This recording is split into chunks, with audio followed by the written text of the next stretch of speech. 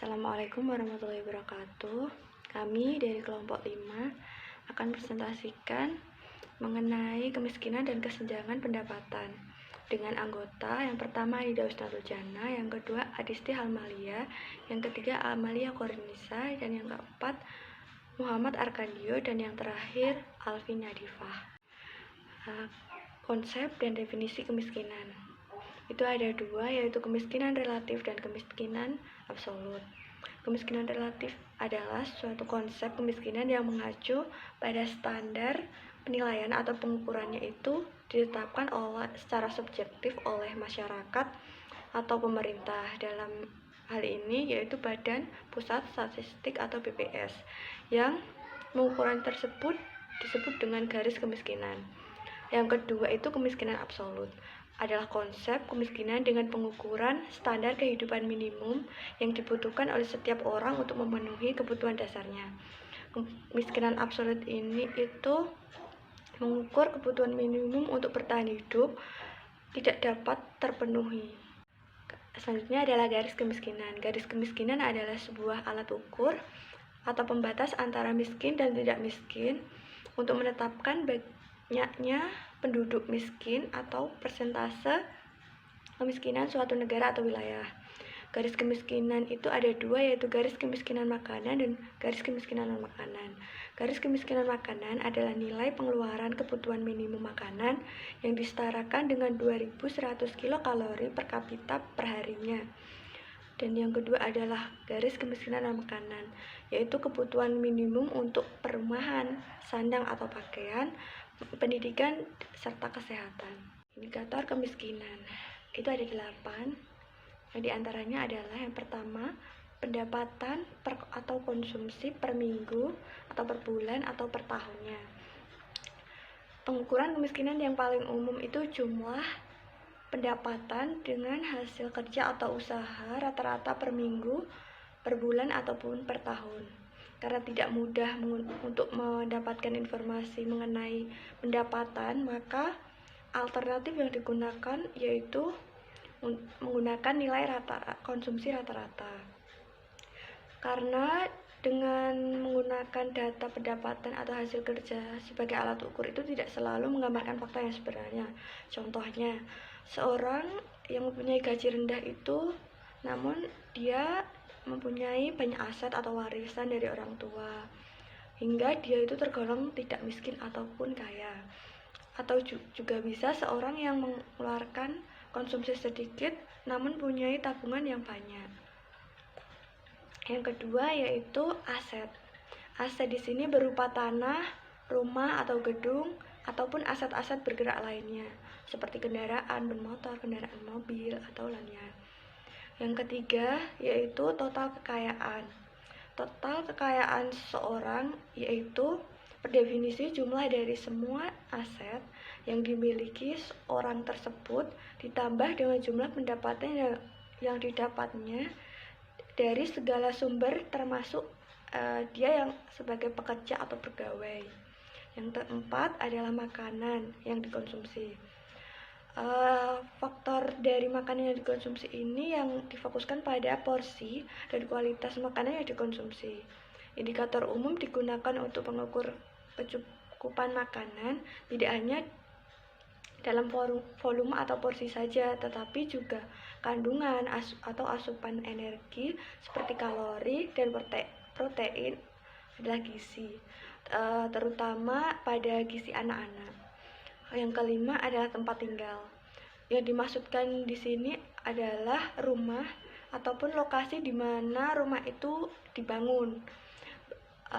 Pada indikator ini berfokus pada bentuk dan kualitas serta lokasi di mana rumah itu dibangun. Contohnya, jika seorang itu miskin, maka biasanya rumah itu dibangun di pinggir sungai atau di bentuknya pun sederhana seperti gubuk atau dan lainnya. Yang ke-6 yaitu pendidikan formal. Indikator ini itu dinilai aspek penting dalam pengukuran kemiskinan. Indikator-indikator yang biasa digunakan yaitu angka melek huruf, penduduk yang berumur 15 tahun ke atas.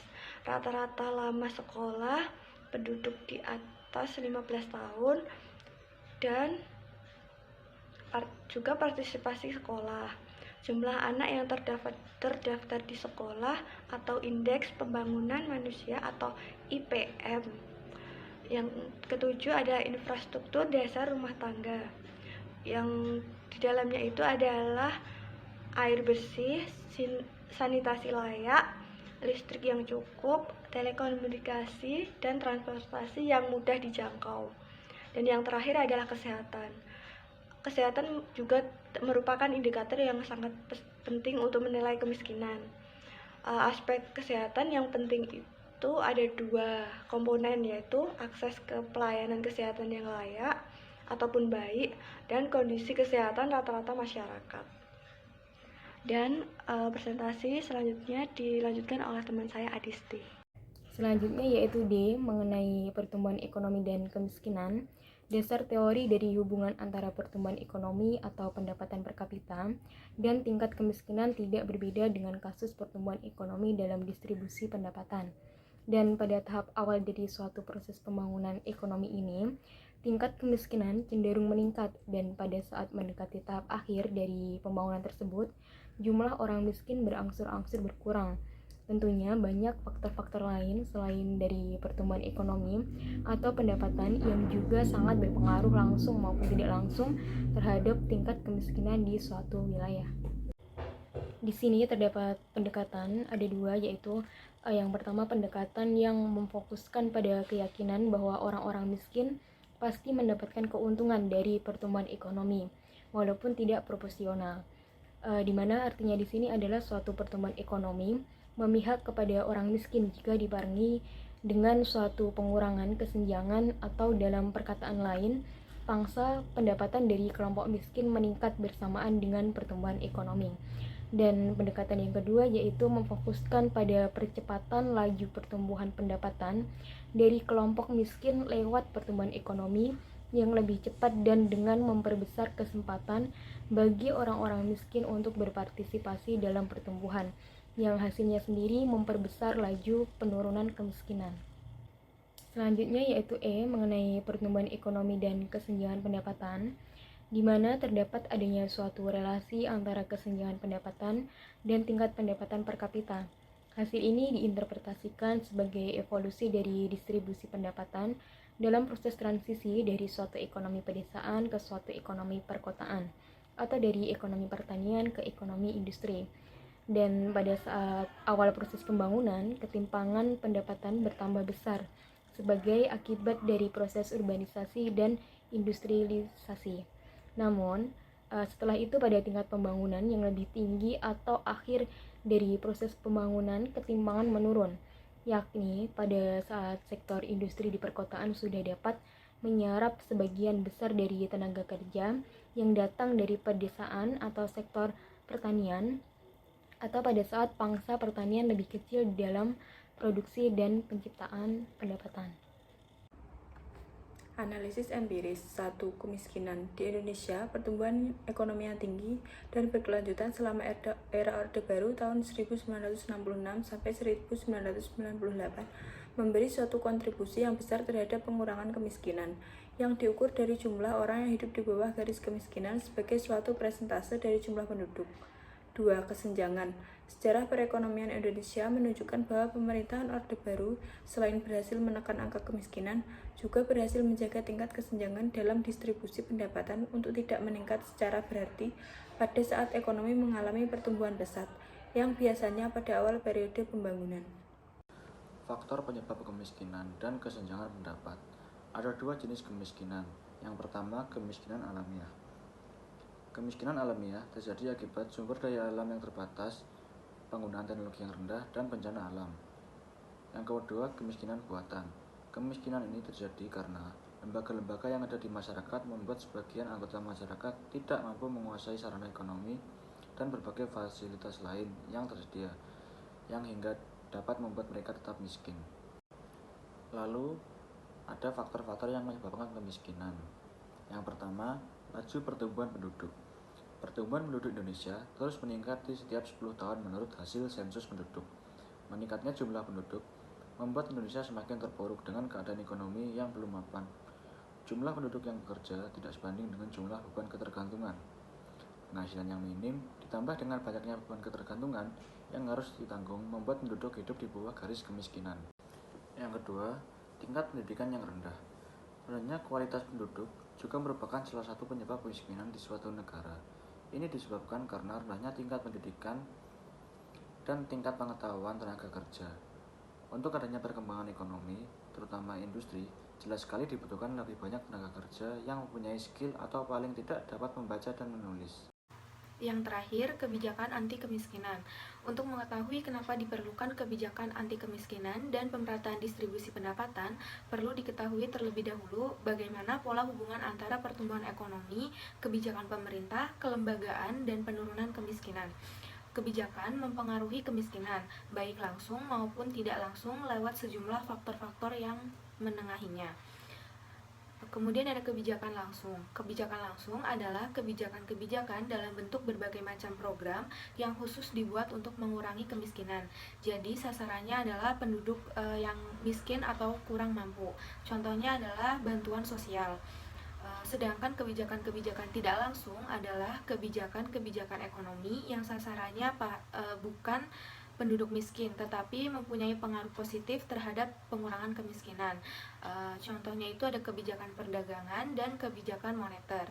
Kebijakan perdagangan itu kebijakan yang membatasi impor suatu produk agar diharapkan industri dalam negeri yang juga membuat produk tersebut bisa berkembang pesat dan yang pada akhirnya menciptakan banyak kesempatan kerja dan menurunkan kemiskinan.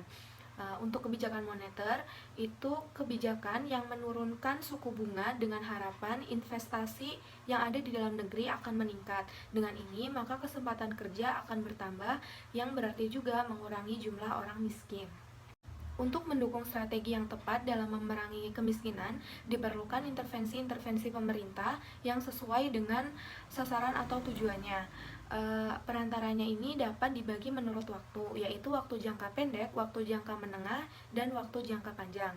Yang termasuk dalam intervensi jangka pendek, dalam hal ini yang paling utama adalah pembangunan sektor pertanian, usaha kecil, dan ekonomi pedesaan.